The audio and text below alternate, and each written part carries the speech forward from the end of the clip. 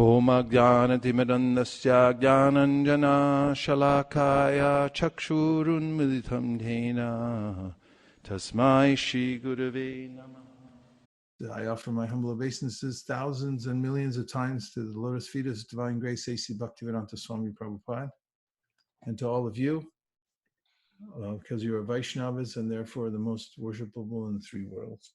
Hare Krishna. Tonight we'll read from the Bhagavad Gita, and we're at chapter 6, and starting up at text number 29. Says Sarva Bhutastamatmanam Sarva Bhutani Chatmani Ikshate Yogi Yuktatma Sarvatra Samadarshanaha. A true yogi observes me in all beings and also sees every being in me. Indeed, the self-realized person sees me, the same Supreme Lord, everywhere. Purport.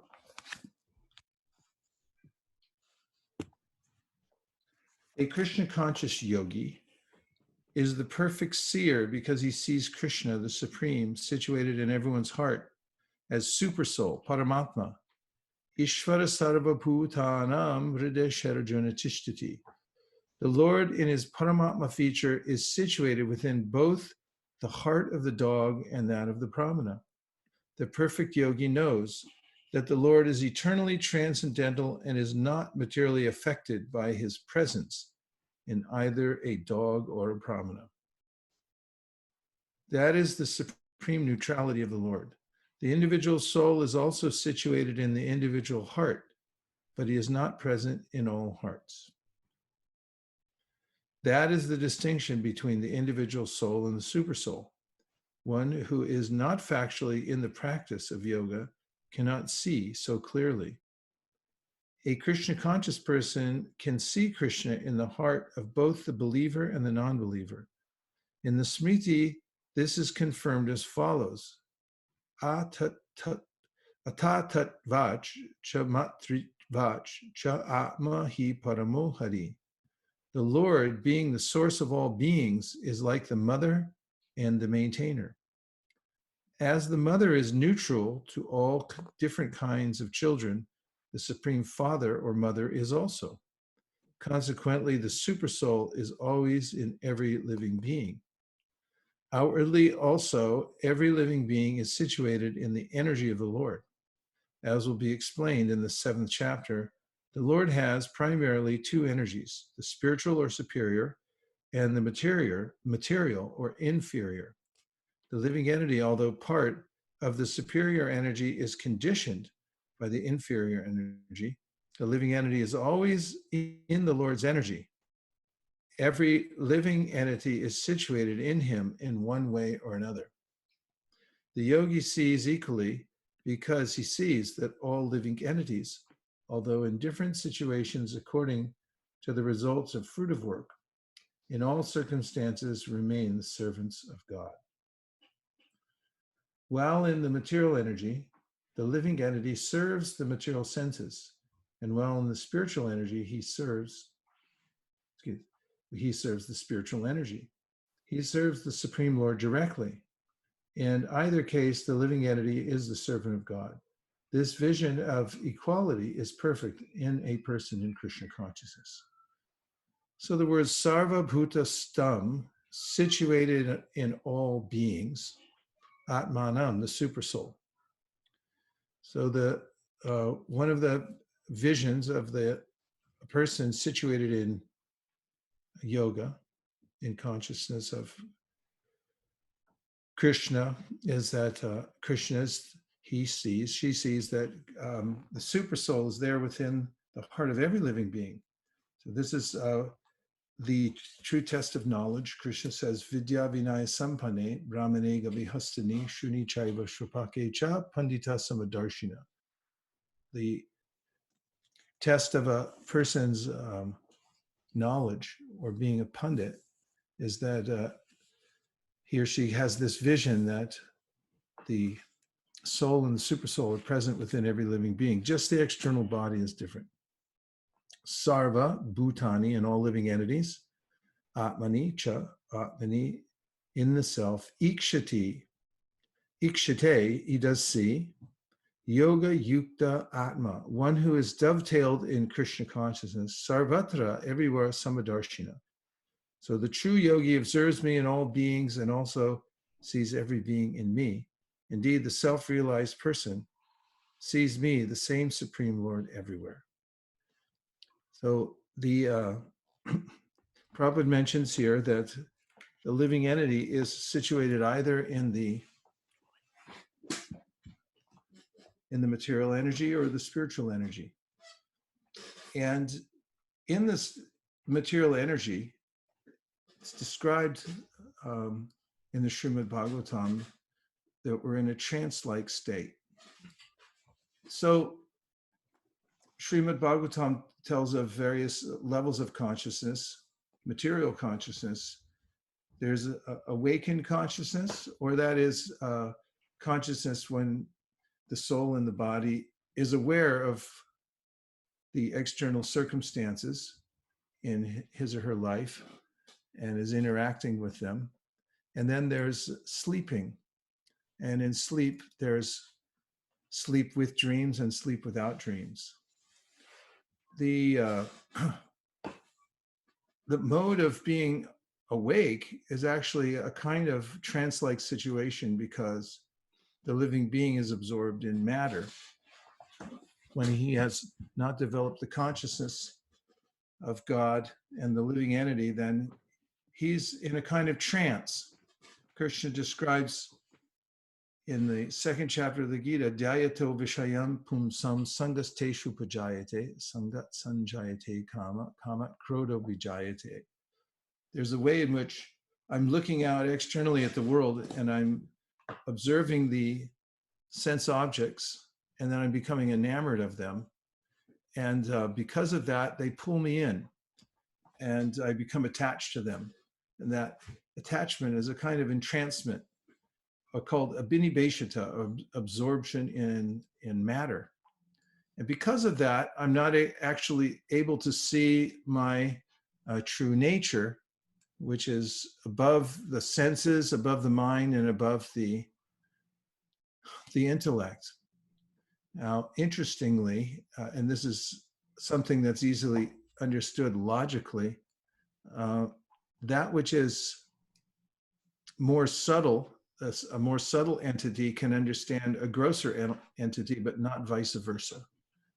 For instance, the senses can't see the mind, and the mind can't see the intellect, and the intellect can't see the soul, because each one is progressively more subtle, and the grosser cannot see the more subtle.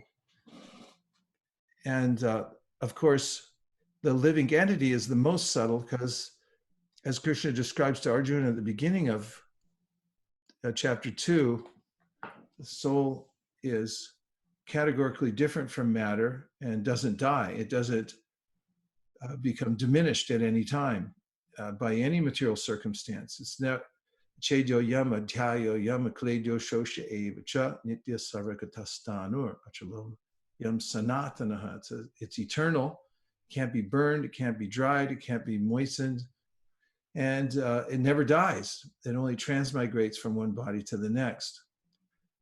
And the living entity, however, becomes, due to its smallness, becomes enamored of matter by looking at it and considering it to be a source of enjoyment, and then goes into a kind of a trance-like situation and becomes absorbed either in the awakened state or in the sleeping state with dreams, or when he goes into a deep sleep without dreams. Meanwhile, all this is taking place. This means the life of the living entity is taking place within the mind, on the surface of the mind. In other words, the soul within the body is absorbed in watching the images that are as if projected onto the screen of the mind, and then takes that to be his life.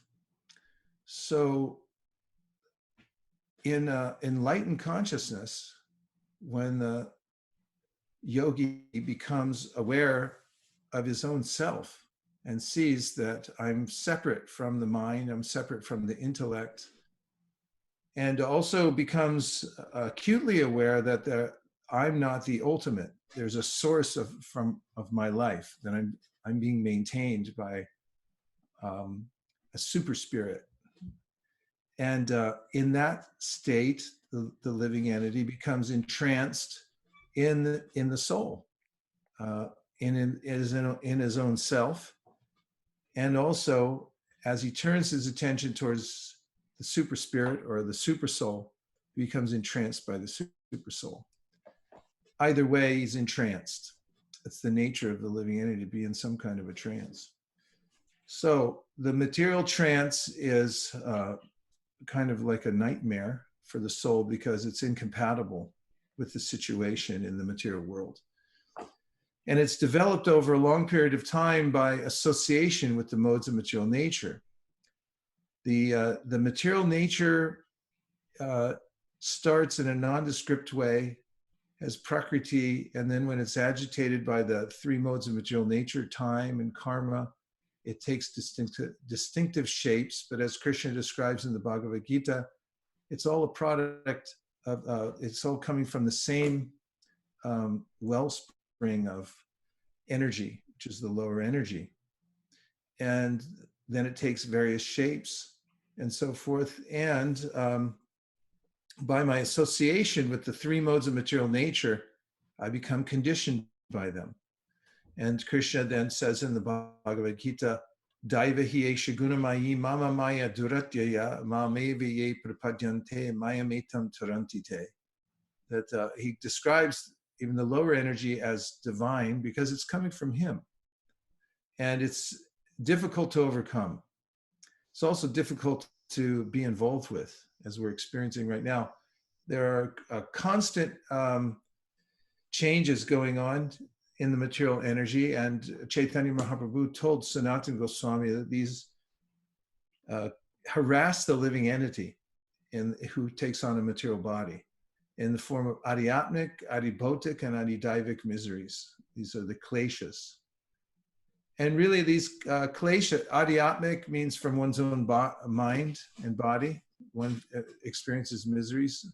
Adhidaivik from the devas or from natural movements of the world, the way the weather changes, the weather, natural disasters and so forth. And adhibautic, other living entities, apparently for no reason attack us and occupy our bodies and so forth. And these are always going on constantly. So it's difficult, Krishna says. Daivahi esha gunamayi mama maya duratyaya means a very difficult situation for the living entity. Elsewhere, Krishna describes Mamai Vamsho Jiva Loke Jiva Bhuta Sanatana Manakshashtan Indriyani Prakriti Karshati. That means that that living entity who's spiritual is grappling very hard with the material senses and the mind, all the material senses which is headed by the mind. So there it is. The mind is the repository of all the impulses that come in through the senses. And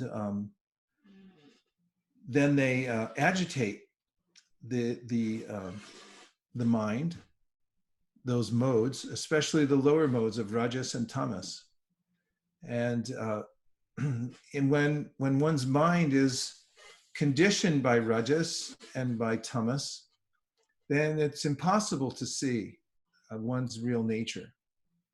In ignorance, one is simply downtrodden. It's very difficult to do anything, and it's only suffering. In rajas, there's a sense that I'm doing something, but I'm never fulfilled. I'm constantly running after the next desire, and whatever I get, it's not enough. But only from sattva can one have a sense that I'm something beyond the material body. I actually have an existence that's eternal, that it's real. And Krishna says, even from that mode of sattva, one can become conditioned by a sense that I'm better than others, that I'm happy, and so forth. And then, of course, there's transcendental consciousness, which is affected by or attained by acting in Krishna consciousness. And Krishna describes in the Gita, Mam chayo vyabhicharena bhakti yogena sevate sagunan samatitaitan brahma bhuyaya kopate. When one engages in devotional service, he or she can rise above these modes of material nature and come to the level of Brahman and see oneself. This is a powerful understanding to know oneself. And the mistake that conditioned living beings make is thinking that I am my body. But Mahaprabhu comes out and says, Nam vipro nacha narapatir napi vaisho nashudro naham varni nacha gripatir no vanasto yatova kintu prapurya das anudasaha. Naham vipro nacha narapatir napi vaisho nashudro naham varni nacha gripatir no vanasto yatirva kintu prodyan nikila paramananda purnamritab der gopi bartu parakamalayor das anudasaha. So he says, what is my identification? I have nothing to do with the material body. And then he names, I'm not a Brahmana, I'm not a Kshatriya, I'm not a Vaishya, I'm not a Shudra, I'm not a Brahmachari, I'm not a Grahasta, Sannyasi. I'm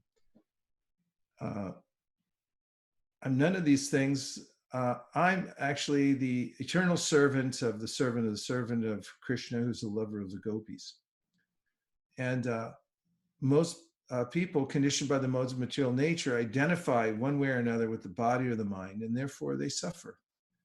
So Krishna consciousness means to develop wisdom samskars.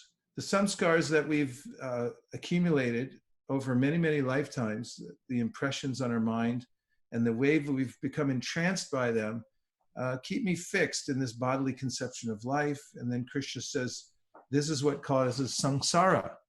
I leave the body absorbed in matter, abhinibheshita, thinking that I'm the body. One of the great obstacles to yoga is clinging to the body. And sometimes when people are leaving this world, or leaving their material body, and they cling to it. They don't want to let it go. It's a very difficult thing to let go of, unless one's become practiced in Krishna consciousness. And it's very difficult to watch somebody leave their body if you're attached to them also, because where are they going and what's going on? But Krishna says, if you know the science of Krishna consciousness and you've seen it for yourself, that you're not your body, this is not a traumatic experience. There's a way in which one sees what's actually going on. Ukramantam stitam vapi bhunjanam va gunambitam vimuna nana pashanti jnana chakshusa. If you have knowledge, then you see pashanti. You can understand what's happening. And if you don't, vimuda nana pashanti, if you're foolish, if you haven't cultured Krishna consciousness, cultivated Krishna consciousness, then you can't see anything at all. You die like an animal. And then you take a rebirth, because whatever we're attracted to when we leave this body, material nature accommodates. Shariram yaravapnoti yachcha yukramatishvara grihit vaitani samyati vayuragandam ivashayat.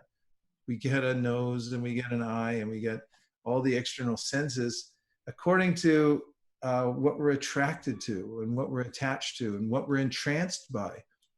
So these wisdom samskars mean that we have to read the Bhagavad Gita and the Srimad Bhagavatam and the other scriptures. By reading them, this is called swadhyaya. It means that we actually put in wisdom samskars, and according to Patanjali in the Yoga Sutras, there's a way in which what are called the klishta samskars, or the samskars that cause us misery and attachment to the material world, they're actually overwritten, is that in computer language. They're overwritten by these more virtuous samskars that come from hearing Shastra. Another way in which he describes, does Patanjali, that one overcomes the samskars of the mind that force us into bad habits is by practicing self-control. Of course, which starts first, the chicken or the egg, but he points out that even a little bit of self-control or tapas applied in one's life can be very effective at bringing sattva into the mind and intelligence. It becomes illuminated. And this samskar is very encouraging because, as he points out, and actually it's in Vyasadev's the commentary to this Yoga Sutra, he points out that each time that you control your senses according to Krishna's instructions, it creates a new samskar, an impression in your mind. Wow, I just did that for Krishna. And you become enlivened by it. And he said, even the tiniest of application of this, even if you have a river of klishta samskars or unlimited samskars that make misery for you by being attached to the material world, if you add a little bit of this samskar where you're acting on Krishna's order, you're following his order, as Krishna says in the Gita, ye me matamidam nityam anutishtanti madhava. Just follow my order, then you'll feel happy. Because as Prabhupada points out, we have to follow some dictate. It's our nature. We have to follow a dictate. You see that people always gravitate towards somebody. You know, I noticed it in my parents. They were professors. They all had their mentors in philosophy and at the university. They had to I always noticed they followed a certain person. We're behind this person. And then you look in the world of politics, everyone has to line up somewhere to follow some dictation. And therefore, if one follows Krishna's dictation, one then is acting rightly. And by the very act of doing that, one develops these very powerful wisdom samskars, and that they actually suppress the samskars or the impressions in our mind that cause us misery. As one author, a devotee author, wrote, he said they're like Terminator samskars. They go after the other ones and annihilate them. So you can help yourself. So just a couple more points before we take some reflections, but it's important also, according to Rupa Goswami and other Vaishnava authors, that we're careful about tapas. We don't want to overdo it. Some yogis, of course, we know the history in India. I mean, in Vrindavan, I remember in the old days, when we go on Vrindavan Parikram, there was this yogi, I mean, some kind of yogi. He was doing this austerity of standing up, and he never sat down. Of course, he cheated a little bit because he had a swing and he was leaning on it. But you know, he was there for years, just standing in one place, and his legs became very swollen and everything like that. But that was his austerity. And you know, Hiranyakashipu, he stood on his tippy toes and he put his hands in the air and he didn't, you know, put them down for tens of thousands of years to perform austerity. So austerities that are performed to harm the bodily organs, Krishna says these are not good. They're in the lower modes of nature. But we must perform some tapasya. Otherwise, why does Rishabhadeva say tapo divyam bhutarka yena sattvam? He says nayama. He says don't act like animals. They have no self-control whatsoever. But tapo divyam putraka yena sattvam shudyad yasmad brahma saukyam twanantam. Nayam deho deha bhajan riloke kashtan kamam arahate vidbhujamya. He said, there are all kinds of animals and they just do whatever they want. Don't be like them. But perform some tapo divyam, some divine austerity. So these are more gentle austerities. They're not these kind that damage us. They don't push us beyond our limits. Because even as Krishna points out to Uddhava, if somebody, yogis, perform austerities that are too severe, then the senses will rebel, and they'll come back asking for more later. You'll have to pay the price. So we perform bhakti tapasya through devotion to Krishna. Uh, if we follow his instruction, we hear his instructions through the Bhagavad Gita and the Srimad Bhagavatam, and then in the course of expressing our devotion to him, like working for Krishna, that's a kind of tapasya. You work for Krishna, give some of your money for Krishna, or you listen to Krishna. That takes an austerity of the ears, because as Prahlad says, the ears just want to hear the radio. They want to hear CNN, or they want to hear some kind of music, pop music, or as Prabhupada writes in the translation in the seventh canto, cinema songs.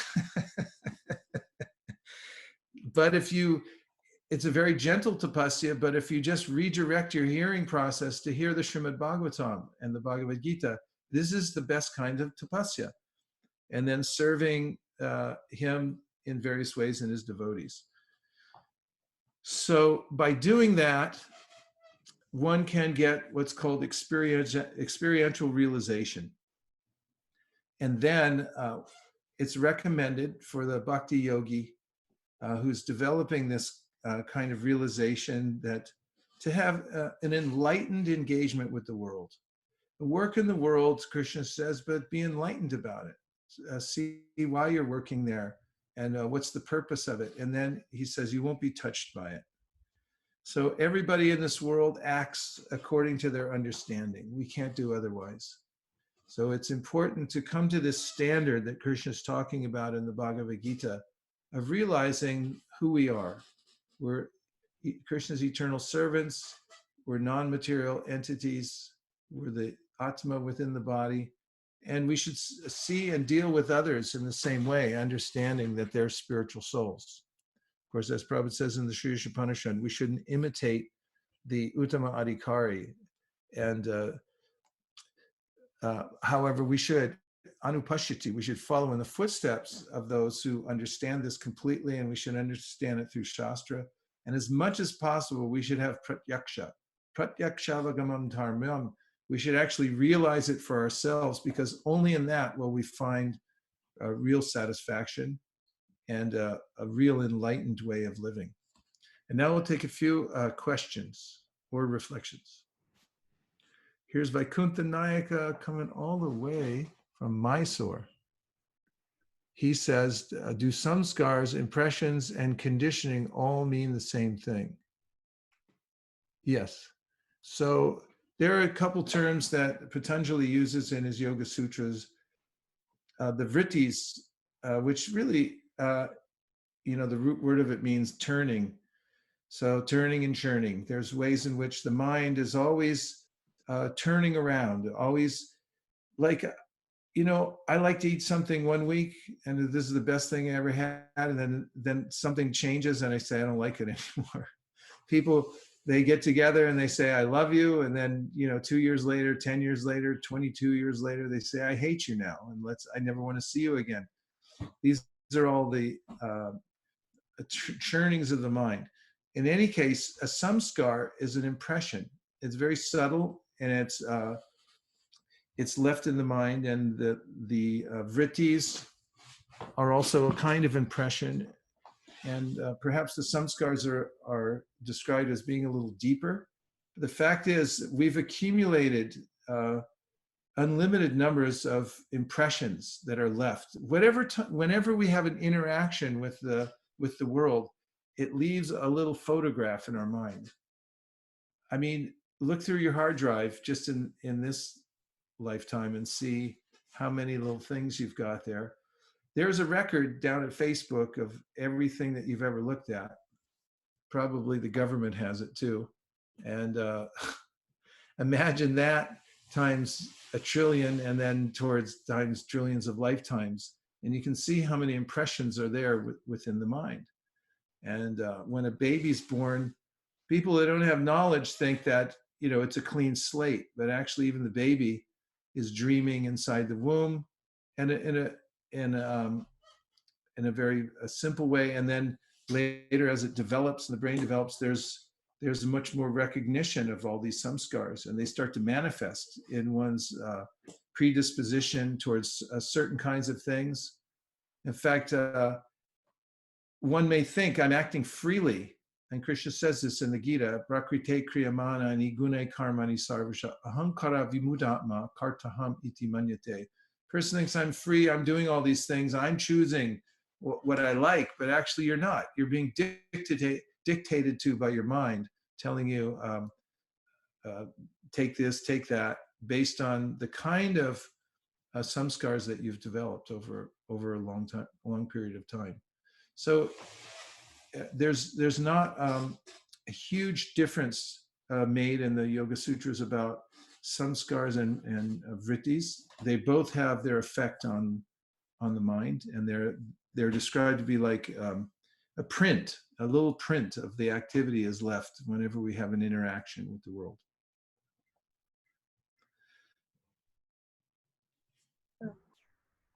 Yes? Sorry about Prabhu. This is Sadhu Vrindavan Das.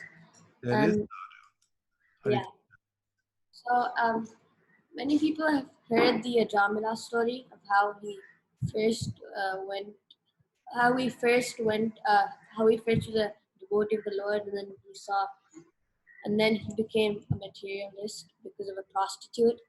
So people may think, and then he chant after when he was on his deathbed, he chanted the name Narayana, and then the Vishnu Dutas came.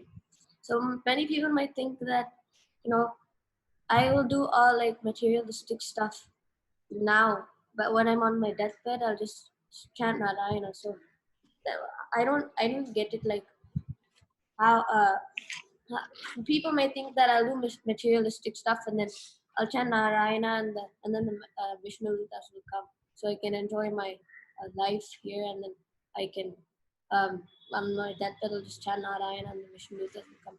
How I didn't get that.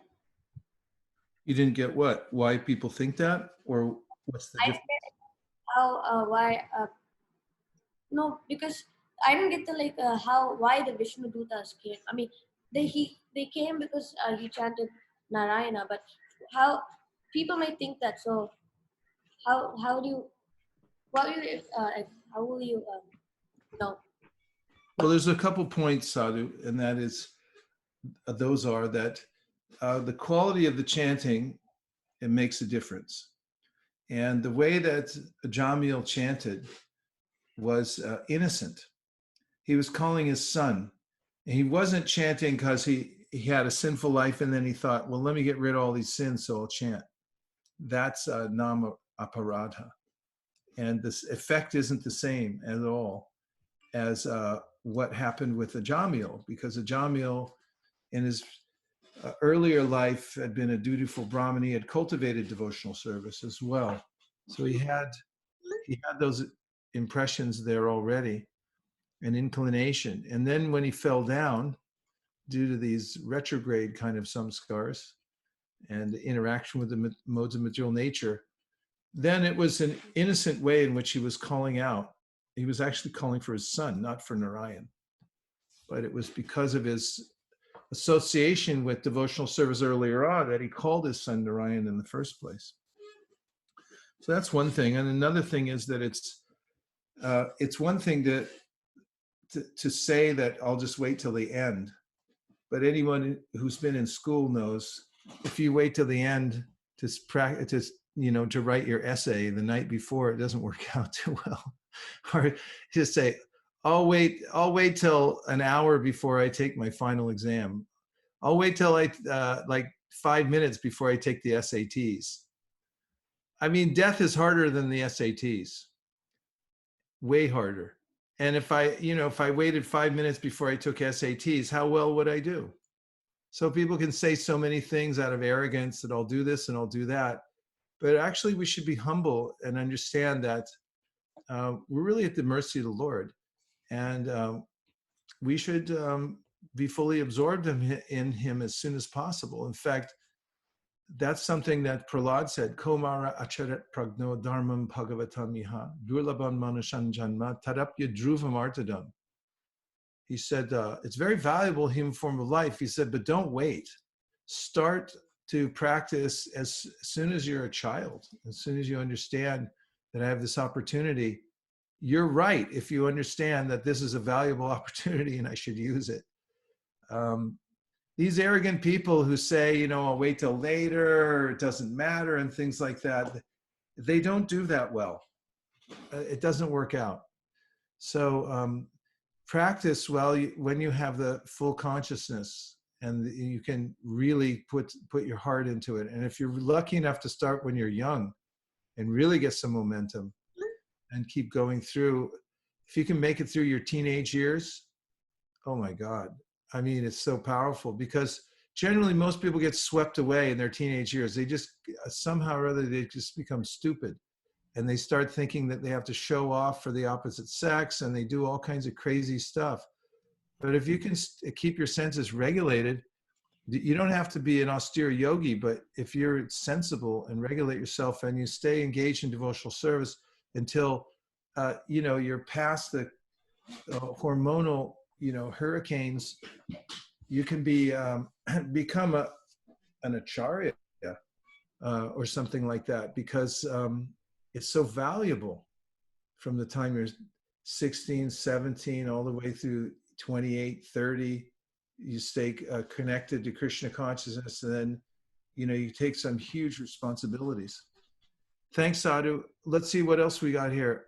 Apara Gorangi.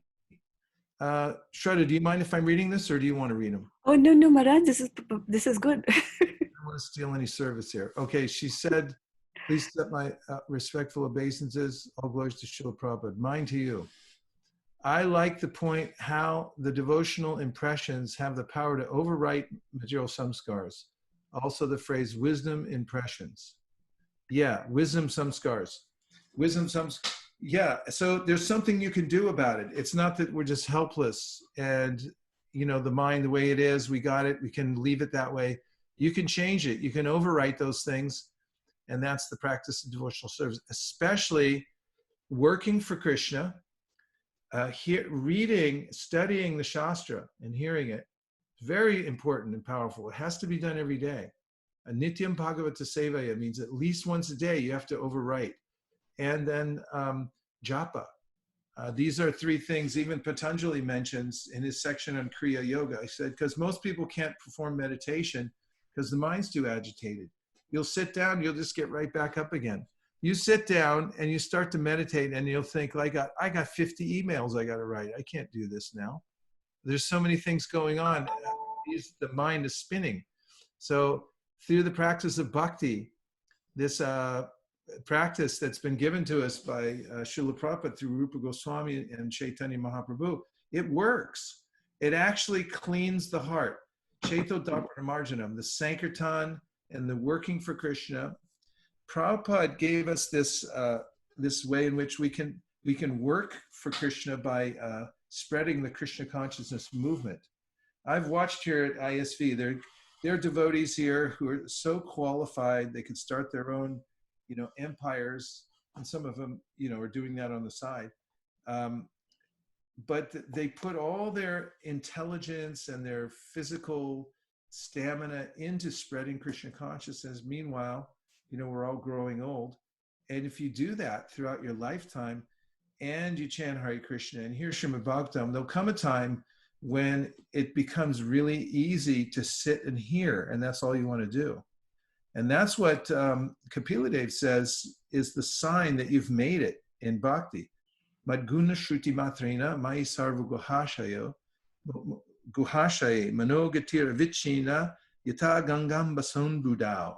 He says when you start to hear and it really attracts your mind, it means that your mind's lower samskars have been overwritten by the bhakti samskars, and now you're developing this attraction for them. And there's a purification that's noticeable. Okay, what else do we have? That we have some questions and comments on Facebook. Oh, really? Our Facebook. That's wonderful. My obeisance to everybody on Facebook. And Maharaj, before we go there, I also wanted to add that I also like the term terminator. Samskaras. Terminator Samskaras. That was Vaisesika, who wrote this fantastic commentary. I'm halfway through. It's a huge, very dense scholarly work. This Yoga Sutras by Edwin Bryant is Advaita, but he's brilliant. Yes. So Maharaj, we have Divyanga Prabhu on the call, on Facebook. Yes. And he's sharing the reflection, I am in the mouth of death. That's right. That's from this prayer that Krishna tells we can say. It goes like this. First, Krishna says you can place your head at the feet of the deity, and then you can stand with folded hands before the Lord and pray, "O my Lord, please protect me, who am surrendered unto you. I am most fearful of this ocean of material existence, standing as I am in the mouth of death." You know, I heard Prabhupada say yesterday, he was talking about all the dangers of the world, and then he said, the devotees are cautious, but not fearful. So you just be careful, and don't make Krishna do extra work by trying to come and save you. Okay, what else from Facebook? There's one more question. I think you have answered parts of it. This is from Banshuli Das Prabhu from India. And his question is how to overcome the repeated strong urges of the mind to indulge in previously appreciated base material desires. Well, the same way that you developed them in the first place. And that's described as a kind of a strong impression that becomes like an addiction. So every time I engage in a sense activity, it makes the impression there stronger. And when it becomes so strong that it overpowers my intelligence. So there's a way in which you'll notice if you keep doing something, some kind of sense gratificatory activity that's not recommended, then even if your intelligence decides that it's not a good idea anymore, like enough's enough, let's stop. You may not be able to do it because it's become so strong. So you have to go in the reverse order and little by little introduce these wisdom samskars and take your daily doses of japa and practicing Krishna consciousness by working for Krishna and so forth. And gradually, those things become overwritten. And there's a way that Krishna helps, because in the Bhagavatam, he says, Shrinvatam swa kata Krishna punya shravana kirtana hridyan taksto hibadrani vitu noti suritsatam. He said, I'm going to help you from within your heart. You do what you can to engage your senses in my service, and I'll work with you inside your heart to overwrite those bad samskars that have been developed. Thank you, Maharaj. And Tadya Siva Prabhu wants to ask a question. He's on Zoom. Maharaj, the three modes I have a question regarding the three modes of material nature. Yes, Prabhu. We start a day trying to be in mode of goodness. We try either reading Srimad Bhagavatam or, Bhagavad Gita or Chaitanya Charitamrita, or associating with devotees. And then we go into the society or we go into the workplace. And people may not be in the mode of goodness, but most likely people may be in the mode of passion and ignorance. And so even though we started with mode of goodness, we ended up in a place where mode of passion and ignorance is there. So are we aloof from the mode of passion and ignorance during that time, or we are into the mode of passion and ignorance during that time? It depends on how you interact. So Prabhupada told a story about a monkey who made friendship with an alligator. And the monkey lived up in the tree, and the alligator was down below in the lake.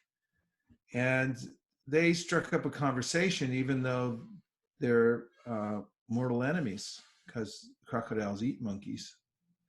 and they became friends. And actually, the crocodile started to really like the monkey. Said he's intelligent, really nice. And so then he said to the monkey, he said, you know, we're such good friends. You should come over to my house and, you know, visit my family and stuff. And the monkey said, yeah, I'll think about it. And then the crocodile went home and he told his wife, you know, I'm friends with a monkey. She said, you're friends with a what? And that's crazy. He said, yeah. And I invited him over, you know, to the house. And so I don't know if crocodiles live in houses, but they got some kind of little nest or something. And so his wife said to him, you know, you bring him over because there's one thing I've been hankering for is monkey heart. I'll eat his heart. And he'll come over for lunch, but we'll have him for lunch. And the crocodile didn't like that very much, but his wife insisted. So he went back to the monkey and he said, okay, he was a little reluctant, but he said, you could come over to my house for lunch now. So the monkey said, okay. And he jumped on the back of the crocodile and they got halfway across the lake. And the crocodile said, and you know what? I talked to my wife and actually you're going to be the lunch because she wants to eat your heart. And the monkey, being smarter than the crocodile, said, oh, well, you should have told me that in the first place because I left my heart back in the tree. So if you'll take me back there, I can get it and we'll bring it for the lunch. And the crocodile said, okay. So he took him back and the monkey jumped out, went into the tree, and of course never came back. And so the lesson in the story is that even though we have to mix with people who may be detrimental, don't expose your heart. So this is in the 7th canto of the Bhagavatam. It says there, these are Narada's teachings to Yudhishthira. He didn't tell the monkey story, but he said, when a devotee is interacting with the outside world, with people who are not devotees, he said, you can be very cordial and official, and if they say this, that, the other thing, you say, yes, sir, very good, sir. But you don't put your heart into it. Because in order to do your job or whatever you have to do, you have to interact in various ways. But it's yes, sir, no, sir, very good, sir. Thank you very much, sir. And we don't put our heart into it. So leave your heart up in the tree, and then you can go here or there, but don't expose it. Okay, what else? There's Dhanavari said, would you please talk more about the Lord's lower energy, Maya? Well, you know, there's a story in the 12th canto, Markandeya Rishi. He was a very accomplished yogi, such a great soul. And it's such a, you know, it's a beautiful story. It's a little long to read the whole thing right now. How late do we go, Shraddha? Are we at 8 or 8:30 today. Okay, so yeah, Markandeya Rishi met the Lord face to face because of the power of his austerities and his devotion and his practices. And then the Lord offered him a benediction, and Markandeya Rishi said, I'd like to see your Maya. I want to see what the external energy is really all about. And the Lord wasn't so inclined to do this. And he had a smile on his face like, are you sure about this? This is not a good idea. But he fulfilled the desire of his devotee, so he disappeared, and Markandeya stayed in his ashram and he was meditating as usual. And then a huge storm came up, and that it pounded down water so hard that the floods started to come and it washed him away.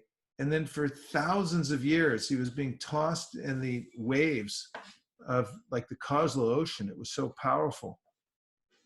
Tossed here and there, practically drowning. Tens of thousands of years. And then finally he came to this opening in the ocean where he saw a small child lying on a banyan leaf. And the child was so beautiful that he couldn't keep his eyes away from him. He got closer and closer, and he saw that this little child was sucking on his own toe. Says Krishna, appreciating himself. And then as soon as he got close enough to the child, the child inhaled him, he went into his body, and then Markandeya Rishi came back out dry, and there he was in his ashram again. So this material energy is nothing to be,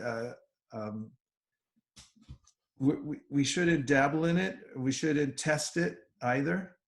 We should be very aware of the fact that it's very powerful. Prabhupada said when he was coming across on the Jaladuta, he said the ocean would be very placid, the weather cooperating, and then just a few hours later, a huge storm could come up. And he said, Maya's like that.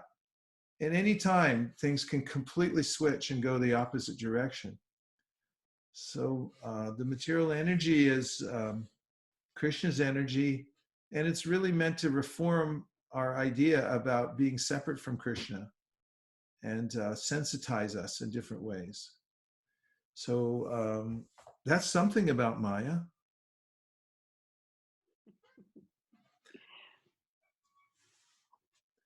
And Shraddha said, go ahead, Tadiya Prabhu. That was already done. Okay. Any more reflections or questions? Maharaj, I was thinking about when you were talking about the wisdom sanskaras, and I was thinking about the computer model where in order to execute something, the instructions have to be loaded into the memory. And memory is not, like it's not infinite. So as you start loading newer instructions onto the computer, the older instructions can kind of fall off from the memory. I was just drawing a parallel on, how the wisdom sanskaras also push the old bad ones out of your system. Like that. That's right. Yeah. That's overriding, right? Yeah.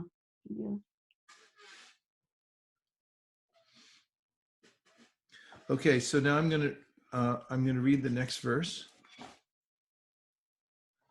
And this is text number 30.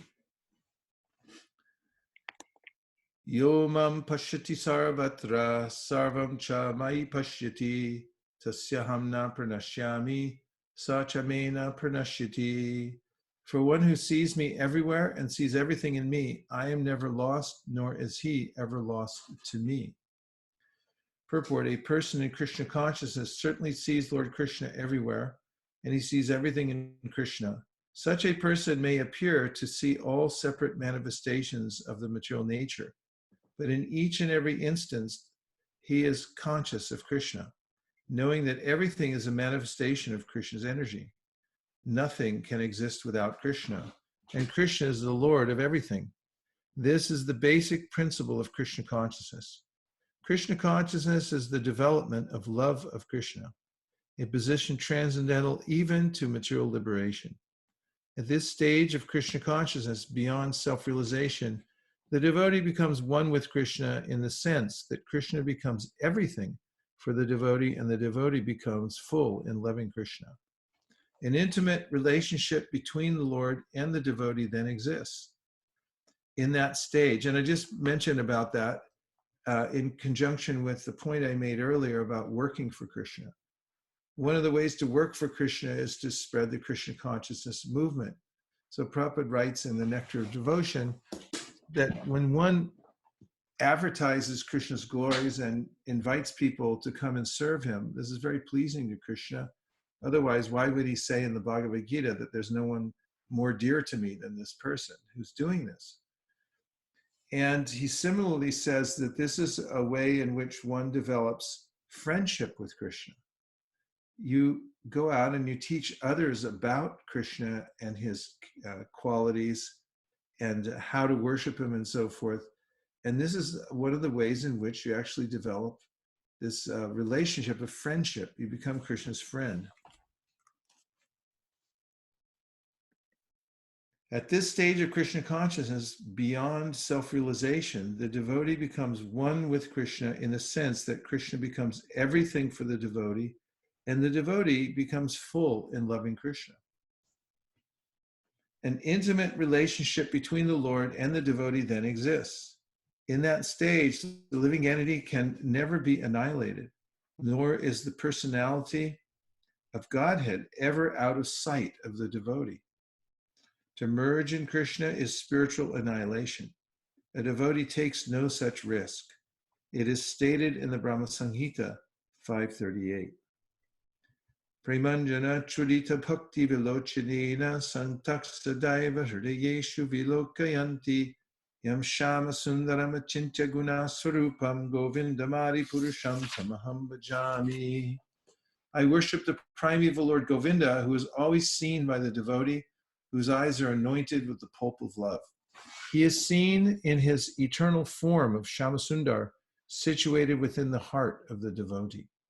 At this stage, Lord Krishna never disappears from the sight of the devotee, nor does the devotee ever lose sight of the Lord.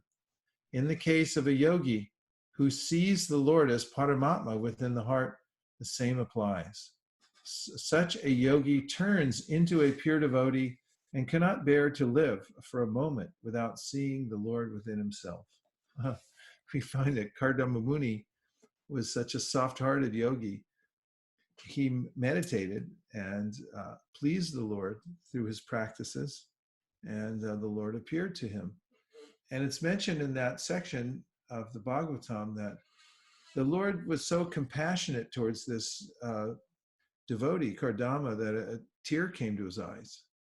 And that formed that very sacred lake around where Kardama was meditating, that tear. And so I've always been touched by that, how compassionate the Lord is. And when he sees that you're trying to reach him, to contact him, then he helps in every single way that he can. And there's this intimate relationship that develops because the devotee starts to notice that Krishna is helping. And also the devotees notice so many things. First of all, or maybe it's not first chronologically, but here's the first point that came to my head. Tesham satata yuktanam bhajatam briti borvakam. When there's a loving way in which the devotee is trying to extend himself towards Krishna, which really starts by faith. And this faith is described in this purport when the devotee considers that Krishna is the all in all. I remember having these programs we were calling Bhakti Life, and lots of people would come because it was a spiritual program. And a lot of these people, they would go to a lot of programs. It was from meetup.com. It's a service. I don't know if it's still around, but you can put on the meetup. Well, it's not on right now, or maybe it's on Zoom. But there's a way that you tell what your program is, and then people who are interested can come to the program. So we had these spiritual programs, and I just noticed that people would go from one to the next. One this day, a different one the next day. And some people would say, oh, Krishna's, I like Krishna. He's interesting. He's nice. He's a thing. But then if somebody develops faith, their language changes, and Krishna's the thing, not a thing. And so that's the devotee really develops this faith in Krishna. As Krishna says in the Gita, Ham sarvasya prabhavo matak sarvam pravartate iti matva bhajante mam buddha bhava samanvita. Everything's emanating from me. And the devotee who knows this worships me with all his heart. This is a clear indication of faith. First of all, it's a huge revelation to know that Krishna is a person. And there's a sense of gratitude that anywhere a yogi looks, he or she sees that, Krishna's intentionality is behind things. I was planting seeds today in my greenhouse, and I was taking a close look at the seeds. I got really nice seeds, and putting together the individual starter cups, to put them in. And each one looks so different. You take it out, put it in. I was thinking how Krishna says, Bijam mam sarva bhutaram. I'm the seed of all existence. I am these seeds. And I was thinking how brilliant it is. And of course, anyone can think that, it just came out of nowhere, or it's just an amorphous force. But when you think there's an intelligence behind it, and there's a benevolence behind it too, that's what I was thinking today. I was thinking, you take one tiny little seed. I planted some marigold seeds, and I'm only putting one per hole because these are good seeds. I know they're going to grow. And I was thinking, inside this little sliver is you know, a whole plant that can produce many more. And so I was thinking that, hey, you know, you could live off this. You know, Krishna's giving everything that you need to survive everywhere. There's water, there's air, there's light, and then you just plant a few seeds, put a little roof over your head, and you've got everything you need. There's a person behind that. So then the devotee notices that if I try to approach Krishna, sincerely try, then Krishna gives me intelligence in the heart. And he also makes external arrangements so that I can advance. As Mahaprabhu said, Brahmanda Brahmate Kon Bhagyavan Jeev Guru Krishna Prasadi Pai Bhakti Lata Bij. If you try this experiment, you take the next 3 days and you just sincerely pray all day long for the next 3 days. I mean, why not? We're not doing anything else, right? For the next 3 days, just pray and chant, Krishna, please reveal yourself to me. Please show me the way. Please show me the next steps. Please show me how to overcome my bad habit. I guarantee you, you're going to change your life in 3 days just by doing that. I mean, Chitraketu Maharaj, he was so convinced by his experience that he got with his child dying and the whole thing, and then he met his guru and he got the mantra and he just put his whole heart into it. Within a week, you know, he was directly seeing Shankarshan. So the intensity of our practice, and by the way, it just came to my mind, that's in the Yoga Sutras also, the way that you advance has to do with the intensity of your practice. Krishna's there. He's there within the heart and he'll reciprocate. And devotees feel that and they start to develop this real sweet relationship with Krishna. Guru Maharaj, I had a question. Oh, yeah. Maharaj, I wanted to ask you, I was hearing recently about this concept of fasting along with prayer. A lot of Fasting along with what? With prayer, fast and yeah. pray. A lot of Christian traditions have that if you really need, deep advice and if it's a very strong prayer, you fast and pray and you will get guidance. And I was thinking about that. I couldn't find any proper Shastic reference in our culture that we fast and pray. Do we fast and pray when the need is very strong or if we need real guidance? Yeah, we fast on Ekadashi and we chant all day long. I mean, but like if I'm in trouble and I really need guidance and I'm praying, does fasting help? What is the concept, Guru Maharaj? No, the concept is really that it takes a lot of time and energy to eat. You know, you got to cook it. You got to decide where you're going to buy it, especially nowadays. You know, you got to buy the boga. You got to cook it. You got to offer it. Then you got to serve it. Then you got to digest it. Good, you got to eat it, which I don't mind. Then, you know, digestion, elimination. You got to take a nap and so forth. And when you fast, then you don't have to do any of that. It's amazing how much time you get when you fast. I mean, I'm amazed. I'm always amazed on Ekadashi. I just don't eat, and then it's like, wow. I wish I could do this every day. Actually, I don't think like that. I don't. I like taking prasadam. It's the happiest time of my life. Every day, every meal. But fasting is because you know, we do it to recognize certain days that we're going to give full devotion on these days to Krishna, and you just get more time. Thank you. But as far as fasting to get into some kind of altered state, we don't have that so much. That's comes from other traditions, and also you have to be careful about fasting because you can become more bodily conscious doing stuff like that as well. Of course, for health, you know, you can cut way back. Prabhupada used to say there are not very many diseases that you get from eating too less. He said most come from eating more, eating too much. So. Thank you, Guru Maharaj. Yeah, sure. So Maharaj, then our focus should more be like if we are fasting, it should be that we are undergoing this austerity to, again, you know, root out some of the old and bad samskaras, like maybe overeating and things like that, and not use it as a means to achieve something. Well, the best thing to do is offer to Krishna and just say, Krishna, I'm doing this for you. Whatever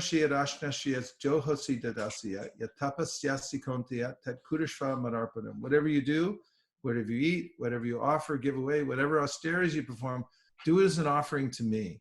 It's so sweet, actually. You know, like Bhaktivinoda Thakur, he wouldn't take anything unless offered to the deity. That includes clothes and, you know, everything come in as an offering to the deity. And so if we do some austerity, it's like, Krishna, I'm doing this for you. And, you know, Krishna doesn't even like his devotees to do such things so much. That's why Madhavendra Puri, you know, he was just so humble that he didn't ask anybody for anything. It wasn't like he was, you know, trying to wrench his senses out of their sockets, you know, by fasting all the time, but he was just too humble. So he'd go to a place and he didn't even beg. He'd just sit down and chant. And he felt like, you know, why do I deserve anything? And if Krishna, you know, then, you know, when he was sitting in Vrindavan, Krishna came along and he brought him a pot of milk. And he said, here, drink this. He said, how'd you know I was here? And he said, the village ladies told me. And, you know, then the boy disappeared. He drank the milk. He had a little dream. And then he realized that boy was Krishna. And then he was telling him, I'm in the bushes. I was buried here with the Mughal invasion and, you know, come get me. And so, you know, the fasting of Madhavendra Puri, it's very sweet, you know, it's just, otherwise, you know, we take prasadam because that's, we offer to Krishna, we take the prasadam, but we should be yukta. Don't eat too much, don't eat too little. But we could fast like isn't it ecstatic fasting on Janmashtami? We all do it together. We're working all day long. You know, at the end of the day, you know, you just feel like, hey, I offered it to Krishna. It feels good. All these things add up also, you know, they add up. Thank you so much, Maharaj. Sure. Hare Krishna. Reflections. Yes, Prabhu. Hare Krishna, Prabhuji. This SKP. Hey, SKP's on the line. It's a big Prabhuji, it reminded me like Srila Prabhupada in, I think, Krishna Balram temple, Prabhu. He said, those who are not coming for Mangal Arti, don't give him prasadam. then Prabhupada, they are sick, Prabhupada, they are sick. Then sick means they have to fast. So that it reminded me that, Prabhu. You said the fasting, it helps. Here, you'll like this one, SKP. There's a recording, Prabhupada says, so he tells how in rich Indian families, because the way the conversation was going, he was telling how if you're a yogi in your last life, you get an opportunity to be born in a wealthy family. And he said in India, you know, wealthy families, they keep a deity. And so your whole life is centered around deity worship. They have their own temple room, you know. And so then he said, he's seen in many families, aristocratic families, and then the mother of the family, she would, you know, she would take the attendance to see who's coming to Mangal Artik in the family. And then if you didn't come, you'd have to fast or pay some penalty. So he said, for us, if you miss Mangal Artik, he said, then you have to sell one Krishna book. Wow, that's amazing. Yes, just see how Prabhupada thought. Wow. But Prabhupada he didn't push these austerities so heavily. You know, unnecessary austerities. The main, like even once they said, we need to fast on your appearance day, you know, before the initiation. Oh, it was an initiation day. Do we have to fast? Prabhupada said, you're already fasting. You don't eat meat, fish, or eggs. I mean, we forget. I guys walking around our neighborhood today because we have to take walks a few times a day so we can, you know, keep our stamina going here. And, you know, I just noticed around the neighborhood, maybe for the first time after 32 years of living here, that there's other people here, and that and their lifestyle is very different from ours. And it's like our devotee lifestyle it's very different. I mean, we only eat the best things because we're offering them to Krishna. We offer everything before we eat it, and you know, we get up early in the morning, and these are just things we're used to. We like doing. We couldn't live without them. And, you know, that's considered severe austerity to most people. Near Kulit, I would go 2 walks a day. In the afternoon walk, I saw a guy running around in his pajamas. And sure enough, people, they're in all day in their pajamas. Some people, they don't go to bed until 2 in the morning, and then they sleep all day. Yes. So, if you just follow tat karma pravartana, the various activities that the acharyas set up, it's sublime. The light comes into your life. Your heart becomes satisfied. I mean, what could be more satisfying than taking a little time early in the morning before the sun comes up to read the Bhagavad Gita? You're sitting there with Krishna, and he's speaking directly to you in a loving way, just to instruct you. And your mind and senses, they become just there's this ray of transcendence. It just comes into the mind and heart, and you feel happy. Then if you offer some incense to the deities, you can hear the bell ringing, and somebody's in cooking for Krishna, and all these things are going on. And I mean, our senses are just overwhelmed with happiness because of being with Krishna. And who doesn't want to be with Krishna? If you're not with Krishna, you're a loser. Because, Krishna's he's the center of all attention for everybody. And anything that we see that's good in the world, it's coming from him anyway. He created it. So this whole lifestyle of Krishna consciousness is very beautiful. There was another one. Someone was about to get in. Yeah. Ankita has also posted a reflection on the chat message. Oh, how nice, Ankita. So let's see. Hare Krishna. Please accept my most humble obeisance. Mine to you. All glories to Srila Prabhupada. Thank you so much for the beautiful lecture. Prayers reminded me the fact that Krishna is known as Uttama Shloka, which means one who is praised with beautiful prayers. Yeah, there's nothing like Bhagavatam. We need that. Prabhupada points that out when he speaks about the needs of the human being. We need refined philosophy, art. We need music. These things satisfy the soul, and all comes from Krishna consciousness. It's a cultural process, and it purifies all the senses. Sarvopati vanirmuktam tatprapvena nirmalam. It lets the light into the senses if you just engage them in Krishna service. Sing, dance, feast. I used to, before I joined the movement, I used to do all these crazy fasts and everything like that. Gave away all my stuff. I wouldn't, wear shoes in the freezing cold. And I thought that, and then I was just eating a little bit. And when I got to the temple, I was skinny as a rail. And actually, I saw before I came there, although I wasn't fully convinced until like about a weekend about this eating thing, but it said chant, dance, and feast. And I had to admit, it caught my mind. This sounds better, much better than fasting and stuff like that. And then when I got there, they said, no, you got to take prasadam. And I still remember these scars from walking into the temple are still there. First day, how clean it was. I mean, that's why it's so important to have a clean temple. You got to clean every corner. It should smell clean. The incense, I smelled the incense. And then the prasadam. And then they had water. Deity water was there. It still had water, flower petals in it. They said, drink this, smell that.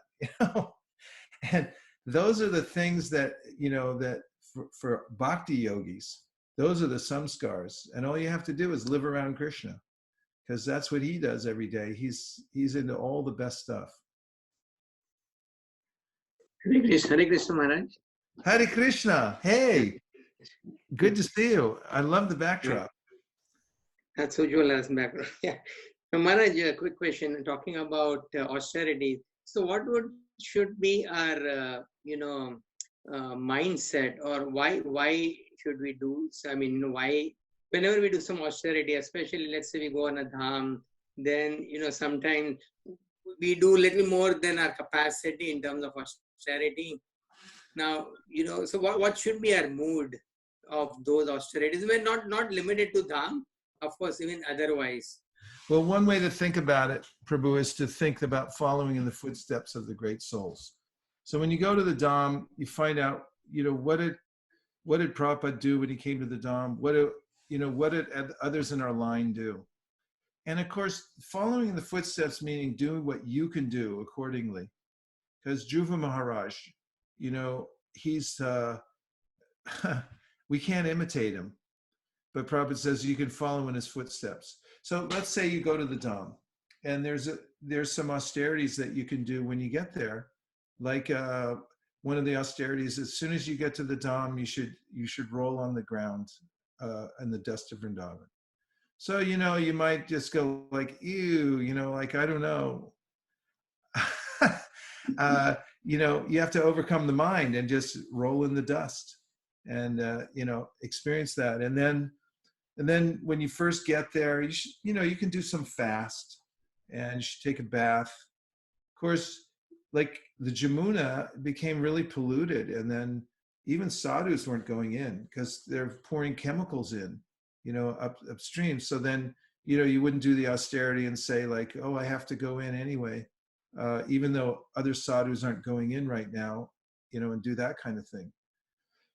Main kind of austerity really is if you come with a service attitude and think, what kind of service can I do? And how can I take advantage of hearing? You know, organize your schedule around that so you can be there and hear. That's what mostly is what you should do in the Dham, is hear from advanced personalities, because advanced personalities like the Dham and they spend a lot of time there. And if you can find somebody like that and then you go and hear, that's the best austerity. Okay. Prabhupada didn't wear shoes on Govardhan Parikram and things like that. It was a morning walk. I was on it in Vrindavan. And we were walking along back around the Vrindavan temple that was very rustic at that time. There were no shops or anything like that. You walk away from Krishna Balaram and you're out in the country kind of. And so Prabhupada went off the road. There was only that one road coming into the temple. And we went off, and there was a devotee, Yashodananda Swami. He was there, and he had bare feet. And there were thorns, and he kept stepping on thorns and kind of jumping. And he was trying, you know, to be unnoticeable, not be noticed. And so, but Prabhupada noticed it. And then he said, where are your shoes? And he said, oh, I don't need shoes, Prabhupada. I didn't bring them.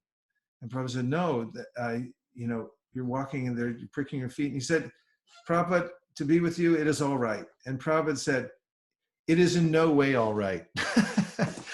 He was concerned. You know, he didn't want him pricking his feet. So Prabhupada wasn't into this macho thing where, you know, just, you know, do as many austerities, prick your feet, you know, and all this kind of stuff. He wanted devotees to be healthy and take care of themselves. Austerities, fasting on Ekadashi as much as you can, but he didn't push that. He never really pushed staying up all night, chanting, you know, all night and not sleeping and things like that. Of course, Prabhupada didn't sleep, but he was a Paramahamsa. At that stage of his life, he was just not sleeping at all. And but he didn't tell us in that way. The main austerity that Prabhupada told us to do is to spread the Krishna consciousness movement, and chant at least 16 rounds and follow the 4 regular principles. And that was his mood. If you do that, then you're going to be good. Shraddha, what do you got? I've got a gem from Anand Vrindavan Mataji. Oh, good. She's saying that this discussion reminds me of Srimad Bhagavatam, where Sukdev Goswami says it is essential that every human being hear about, glorify, and remember the Supreme Lord always and everywhere. That's 2.2.36. Oh, that's nice. Yeah, that's the system. That's the main austerity. And if you concentrate on the big ticket items, like hearing and chanting, then everything else comes naturally after that. Was that okay, Mayapur? Did I disappoint you with, I should have told you to do more severe austerities in the Dham, or what? No, that was good. I mean, thank you. You know, we should go there in a mood of service. So if you go to the Dham and, you know, somebody gives you a little cot to sleep on or the floor or whatever, it's like, okay. Yeah. You know, you take, because we're not there to enjoy. You know, I see hoardings there in Vrindavan, like live here like a king, you know, live here like a king in the king's kingdom or something. They have these things and they have a picture of man and woman enjoying by a swimming pool. It's Vrindavan. You know, we don't go there for that kind of thing. So the austerity for devotees is to think about service. I don't want to go there and get a swimming pool. And I mean, no offense to anybody who has a swimming pool. I'm sure they, some devotees had them in the summer, they swim in them. But the point is, it's the mood. Don't go to the Dham, rather go to the Dham in a serving mood, and then the austerities will become natural. Yeah. Thank you, Maharaj. Okay. There are 2 more reflections from Facebook, Maharaj. One is from Havi Prabhu. Havi's famous. Okay. In both worlds, spiritual and material. True. Go ahead. So he's sharing, live around Krishna. Yeah. If you just stay around Krishna, it's like you get the Raj Bhog. I mean, nobody eats like Krishna. The Raj Bhog, it's properly named, the Raj Bhog. You offer that to Krishna. Every day he's eating these. Of course, I don't recommend eating it every day either, but you can take little remnants from that. It's so nice. What else, Shraddha? And we have Vansuli Das Prabhu again. He says, he's sharing your comment that Krishna is the thing and not a thing. Yeah, just make Krishna the thing. And the first thing when you wake up in the morning, you acknowledge Krishna, say Jayati Janani Vaso Devaki Janmavaro Yadavara Parishat Swara Dorvira Sana Dharmam Stirachara Vijinana Susmita Shimukena Rajapura Vanitanam Vardayan Kamadevam. Should memorize that verse and then keep it with you when you wake up in the morning and say it right away. And remember, this is something that Satyadev Prabhu told me about. He said, when he gets up, first thing he does, he walks to a picture of Prabhupada and he folds his hand and says, "Thank you very much." And if you try that, just try it. Go to a picture of your guru and then go to, and I have Prabhupada here, Bhaktivinoda Thakur, Srila Bhakti Siddhanta. I have the acharyas and I have my a picture of Krishna that anyway, it's here, my picture. And, I go around to each one of them. I just thank you very much. Try it. I started doing it about 1.5 years ago, and it's amazing how, that's what I was talking about earlier, how Krishna reciprocates. If you just go to a picture of Krishna and you go like this and you say, "Krishna, thank you very much," your whole life will change in 5 seconds. And you'll just reciprocate in your heart, and your whole, you'll feel happy for thanking Krishna. That's how nice he is. What else, Shraddha? And I was just thinking that it's such a nice way to start the day with a sense of gratitude. And yeah. I remembered once I stayed with Hansapriya Mataji overnight, and the next morning when I got up, she was doing that. She was going around all the pictures and she was thanking. Yeah, see, these are bhakti habits. Yeah. She has bhakti habits from the time she was a child. Yeah. And then you see it actually comes out in the personality because the person's been doing that their whole life. So Prabhupada writes in the 3rd chapter of the Bhagavad Gita, it's never too late to develop bhakti habits. The earlier you start, the better. If you go through your childhood and especially your teenage years and you keep these bhakti habits, you'll be shot from a cannon all the way back to Godhead, like fast. But even if you start later in life, you can develop these bhakti habits by just appreciating Krishna and doing service for him and his devotees, and your life will be saved. Radha keeps chatting with you on the chat. Radha Kripa Prabhu said, "Please set my humble obeisances mine to you. All goes Srila Prabhupada felt as if we're already in Vrindavan." Well, that's what Lord Chaitanya said, that you should always live in Vrindavan. And if you can't be there physically, then you should live there within your mind. Always keep Vrindavan in your mind. And Vrindavan means service. If you're always thinking how to do service, then for Krishna, for the Krishna's devotees, then you'll be happy and you'll be in Vrindavan, because that's what Vrindavan is. Everyone there is thinking how to serve. Okay. Prabhuji, it's also reminded me one time, I think you told me, Achaman cup, Prabhu, to keep clean the Achaman cup, like Pancharatrika Vidhi. Means from there, whenever I clean my deity paraphernalia, that stuck to my mind, Prabhu, that Pancharatrika Vidhi you told. It's so true, isn't it? Yes, It's so Prabhuji. true. You know, there was somewhere I was visiting where I went for the Tulsi Puja, and I saw the Achman cup, and it was copper, and it was polished so nicely that it was shining. Right. And just from seeing that, that was an udipana. From seeing that one Achman cup shining like that, my mind, sattva guna, went shooting through my mind and my heart and everything. And I was able to, you know, have a semblance of connection there with the spiritual world just because of seeing the Achman cup. So the Panchatric Vidhi is really powerful. If you just do a little simple puja, like polish your Achman cup and offer some Tulsi leaves to Krishna every day, you know, just going out to pick Tulsi for the Lord, that in and of itself, that, I mean, what better austerity is that? To maintain a Tulsi plant, and then you go out and you take a few, you know, manjaris back, and then you offer them to Krishna on his lotus feet. You can't beat that. That's the topmost yoga system. And that's the kind of austerity we should do. Thank you, Prabhu. Oh, thank you, SKP. It's so good to see you. Okay. Well, thank you, everybody, for joining in. And great to see devotees from all over the creation. And please take care of yourselves. Be cautious, but not afraid. And keep the bhakti habits going, because this is just a little launching pad we're on right now. This Earth planet's the perfect place to launch from. We're right in the middle. We're right at the ground floor where you can make it out of the material world. Anybody want to go? Vantika's hand went right up. Okay, Namrata, thank you. Yeah, so we can go. Krishna says, Yanti Deva Vrata Devan Pitran Yanti Pratir Vrata Bhutani Yanti Bhuteja Yanti Mam Yajino Pimam Yanti Mam Yajino. You can come to me, he said. You can come to me. Just put your attention there and you'll go, because where attention goes, energy flows. So worship Krishna's lotus feet and chant his names and think of him all the time. Put the form of the Lord in your mind, and then keep the mantra going, and do what service you can.